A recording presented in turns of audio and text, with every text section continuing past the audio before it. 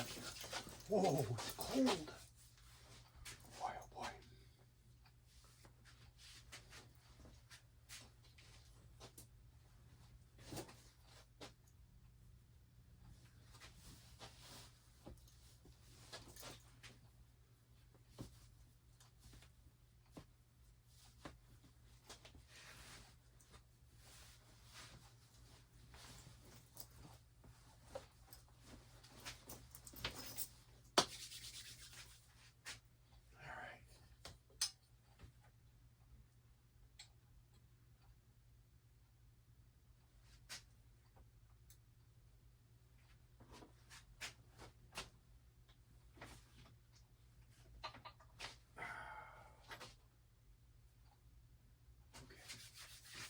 Let it warm up. Back in a little while.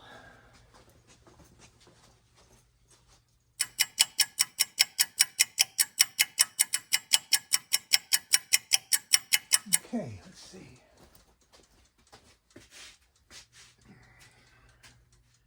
Nice and warm. Oh, uh-oh. Uh-oh. Our pot didn't warm up. I think we got a problem. Let's unplug this. Let's unplug this.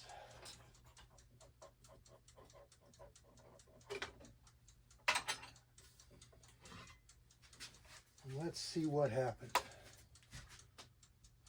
Well, inevitably it happens. We got older equipment. It didn't turn on. So let's hope we don't have a burned out element, because I don't have a spare, but I believe they're available.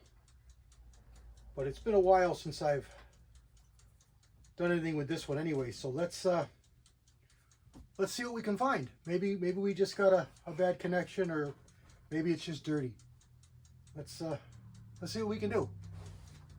Let me move the camera around and get you closer. Stand by.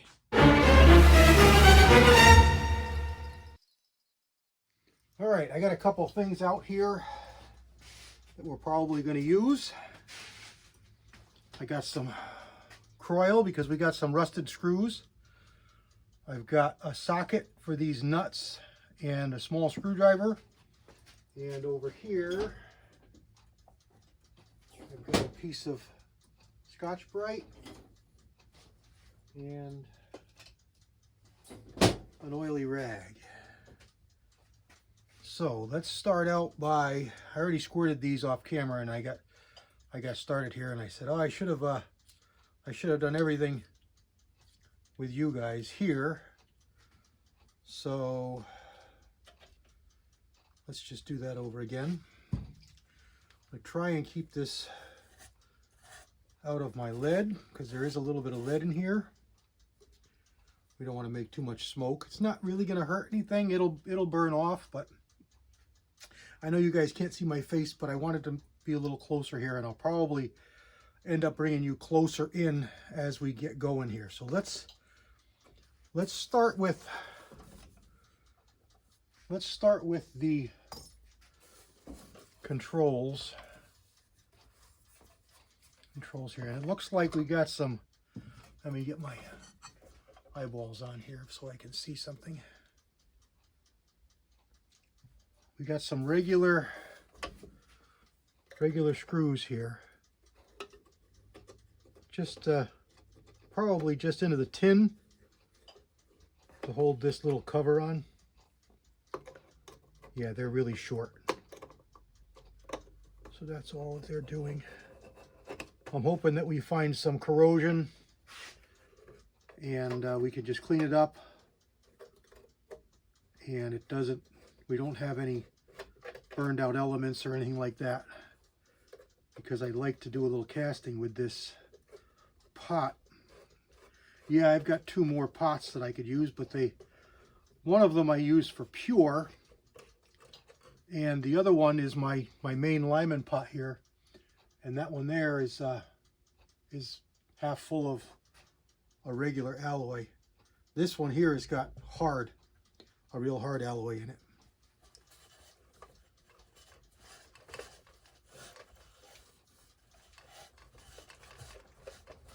Take off this excess oil just to keep it out of the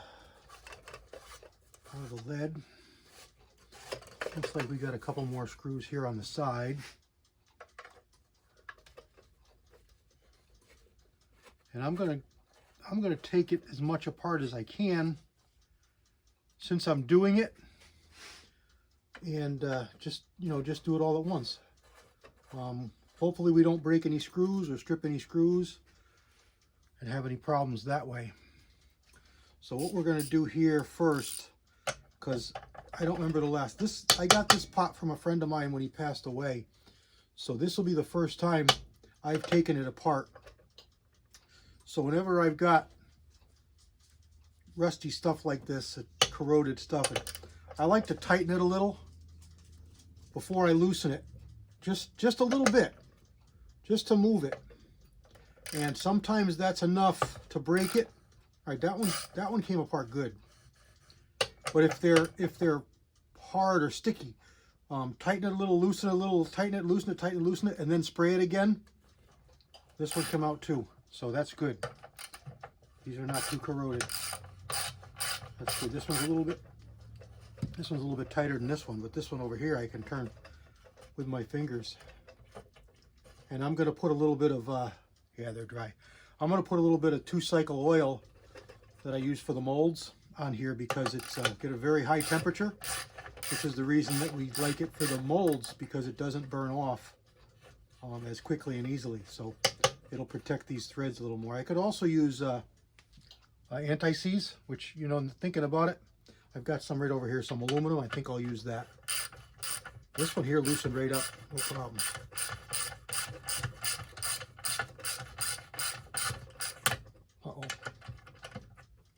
Uh-oh.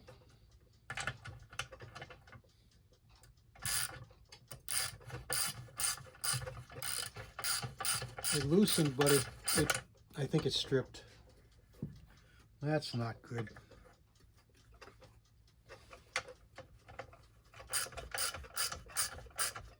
Sometimes you can make it grab a thread, but it looks like it's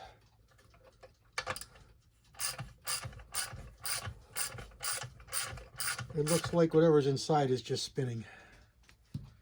That's not good. All right, so let's lay this on its side a little bit here and see if I can see. I want to be careful of these wires. Who knows? Oh, look at there. See that? That came right off, and it's also quite corroded. That came right off. So that's not a good connection. So let's see what we've got going on here. Let's get something here. I got a little file here. Let's just clean up some corrosion. This is the coil. You can see the coil in there on the bottom. This is your heating element of your pot. There's your pot. There's a stem that comes up through. So I was hoping that we could get this off here, but maybe not.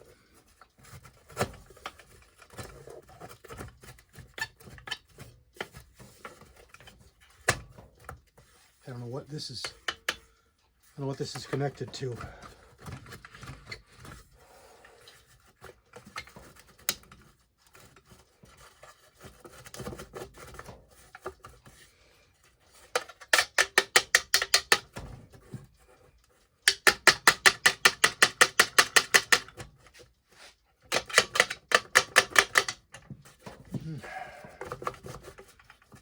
I don't want to break anything. We think we found our problem, as long as this is not burned out. So let's just let's focus on the task at hand. Let's put it back together after cleaning up that contact and see. I can always come back at this again later and get that apart, because we don't really need to take it apart. I just figured since we're here, we'd take it apart. So before we foul something up worse. And this is pretty high temperature stuff too. It's not, I don't know if it's as good as the synthetic 2-cycle, because that's got a pretty high temperature rating. But this will definitely keep it from getting to the point where it's rusted together. And I did shift it a little bit because it doesn't line up. Doesn't line up as good now. But it's right there. I'll get it. Just a little bit stubborn. And of course, anti-seize, if you've ever used it, it gets everywhere.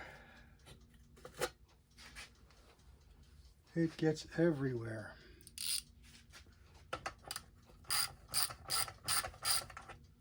All right, so that one started.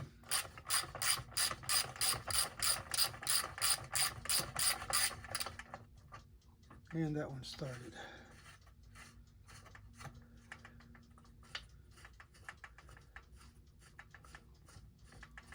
Yeah, I think there's 2 more at the bottom. Now don't go crazy here. They're not really holding much.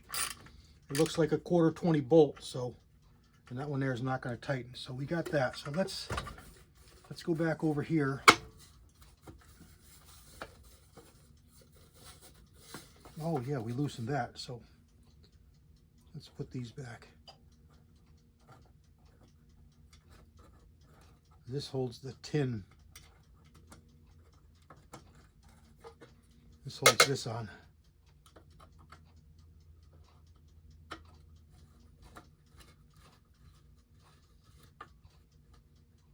Again, they don't need to be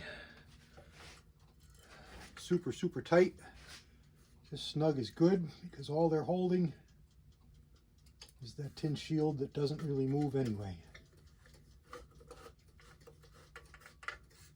There's no real moving parts here other than what we've got here. And this appears to be pretty good.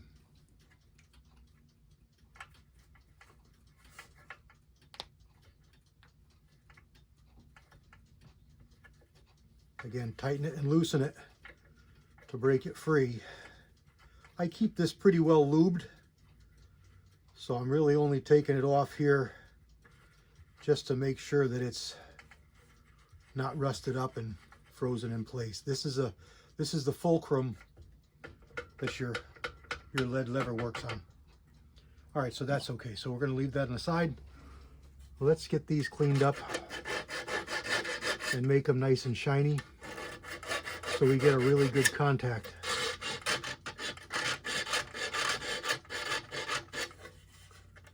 On our contact points here.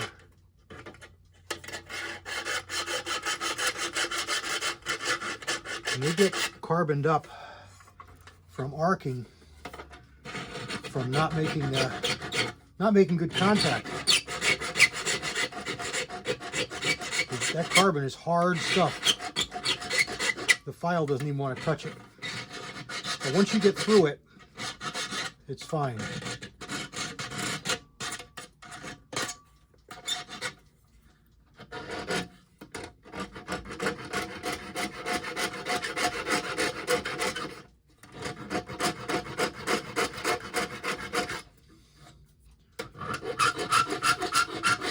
And file on both sides to make sure we got good contact. This here, these connections appear to be pretty good. They're not corroded up at all, but they certainly don't grip too tight. Let's see if I've got a little needle nose in here. Let's see if we can do anything to these to make them better. Yeah, they pinch. I can change these too if I need to, but I just as soon use what's here. long as it's going to be okay. I don't believe there's any continuity here to worry about, but we didn't bend them, so they're going to be in the position that they go in.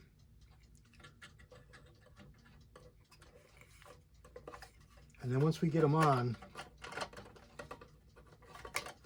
we'll pinch them again to make sure that they're good and tight. That one there is a little bit ornery.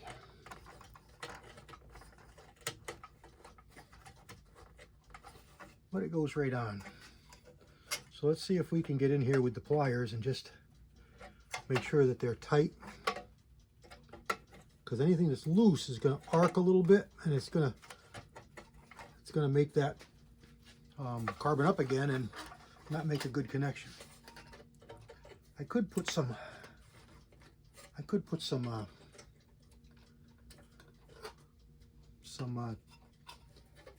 nice dielectric grease on here, but they're good and tight now. Okay, they're good and tight now. Okay, we got a top and a bottom. Nothing here to touch. Our pot looks really good. It's really clean in there, so I don't believe that's any of a problem. There's no corrosion whatsoever. The connections over here where the plug goes are also nice and tight and clean. So I'm really thinking that everything was right there. All of the issues were right there. So let's hope. Let's turn this back on its side. Find our screw holes. Put these back. This is probably something that's good to do every once in a while. It's not really a maintenance thing. There's no really moving parts in here to service, but if they sit out in the weather at all, and you know, they're not getting rained on in here for sure, but they certainly get cold. It's about 35 in here this morning, and that heating element there, that hot plate, is giving me off some nice heat. It's when the pot's going, you know, 700 degrees, and that little plate is going another 300, 400 degrees. It's not so uncomfortable working right here beside it when it's so cold out. I can't even see that slot. There we go. Just a regular screwdriver slot into aluminum. So this is a Lyman. This is an old Lyman pot. This is one of the good ones.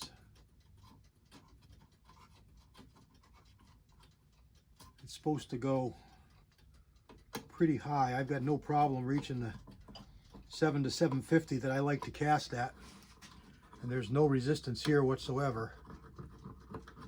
A little lead splash on it. It doesn't give temperatures, it just gives low and high. All right. Well, let's hope that we've done it good.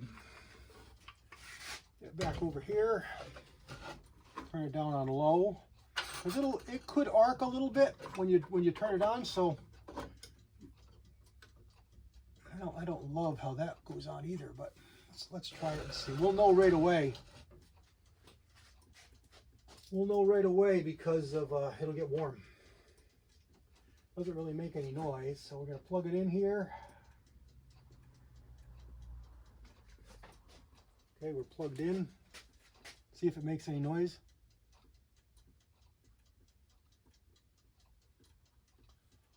I don't know, I'm deaf, so I don't really know. So let's just, let's give it a few minutes. Another thing I use here, you can see them here. I think you can see them. Let me move the camera for you, get you in close here. Stand by a minute. No, you couldn't see them. Hold on.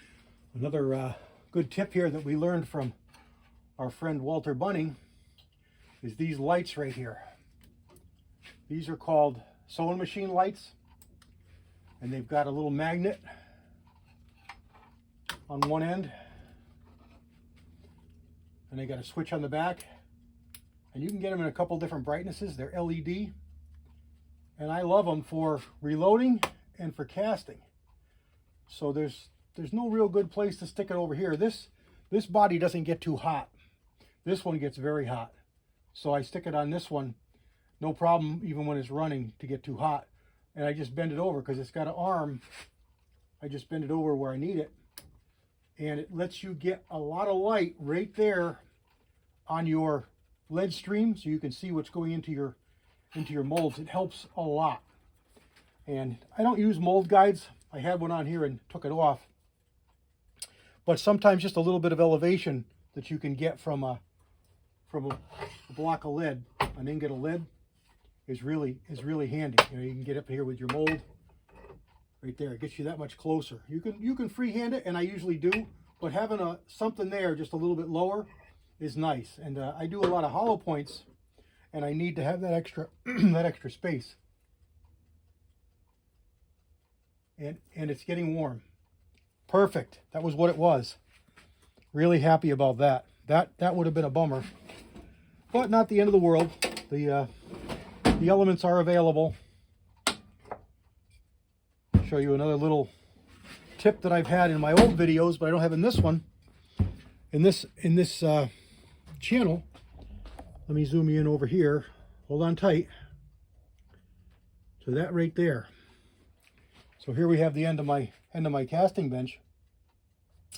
This is available at Harbor Freight, and I've talked about it before, but let's put it in the video because this is like a tips video. It's a magnet, and it only costs, I don't know, $5, something like that. And it's perfect for the end of a bench, the side of a bench, the top of a bench, the front of a bench. You could stick screwdrivers to it, Allen wrenches like I have, anything that you might use regularly that you need, you know, right at your fingertips, but you don't want it laying across your bench. This works out really good. This shouldn't be out here. That's a file. But here's tweezers, picking up bullets, Allen wrenches, big sizes, small sizes, for all the nuts and adjustments and all the pins and everything on the molds. Here's a knife that's just a cheap knife. It's just handy to have. I got a razor over here, and I've got a regular, a Phillips, and a smaller regular for working on the molds. And it works out really, really good. So we didn't use the Scotch-Brite pad, and we only used the rag a little bit. So let's put everything like that away. Put all this stuff away and clean off my bench.